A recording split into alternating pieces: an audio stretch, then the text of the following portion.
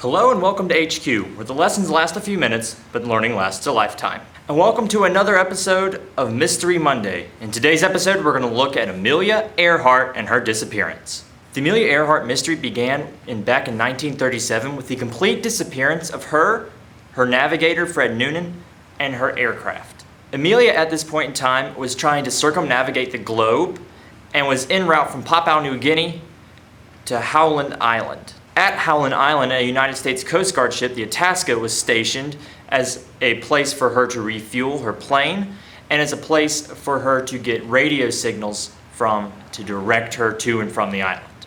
And it's at this point that things start going wrong for Amelia. Apparently, Amelia Earhart and her co-pilot Fred Noonan were completely unable to hear any radio messages or signals coming from the Itasca, which is not a good thing. Now, this in and of itself didn't doom the flight or the mission, but coupled with the fact that she was running out of gas, it wasn't a good situation. The situation gets really bad when the ship's directional finder can't pick up Amelia Earhart's plane, even though she's whistling into it to try to get a frequency that the ship can lock onto. If they can't lock onto her signal, they don't know where she is. If they don't know where she is, they can't guide her onto the island to refuel. And this leads to her last two transmissions, the first of which says that she's running out of gas, and the second of which says she's staying the course, but can't find the island. Now, the Itasca did what it could to try to help Amelia Earhart find it and find the island, including blowing smoke out of its boilers to try to, create something for them to see. But this didn't end up working. Eventually, all communication between the Itasca and Amelia Earhart's plane is cut off and ends. And Amelia and Fred are never seen again. And this is the mystery of Amelia Earhart. So what exactly happened to them? Where'd they go? We know they probably were killed in some incident, but what happened to them? Well, like everything in this YouTube series, there are theories. The first theory is that they ran out of gas and either crashed on a Japanese-held island or were shot down onto an Imperial Japanese island, and the two were captured and later executed. The problem with this theory, though, is that there's no real evidence to back this up. You have some hearsay and a couple eyewitnesses who said they saw someone fitting the description getting killed, but there's no concrete proof. The second theory is that Amelia Earhart's plane ran out of gas and just crashed into the ocean, killing her and Fred both. And there are actually efforts underway now to go map out part of the ocean around the island to try to see if she and her plane are there 17 to 18,000 feet down. And that leads us to the third theory, the theory I believe the most and think what actually happened. So one part of why I think this theory holds the most water is that 120 radio signals were picked up by the search and rescue teams during their search for Amelia Earhart.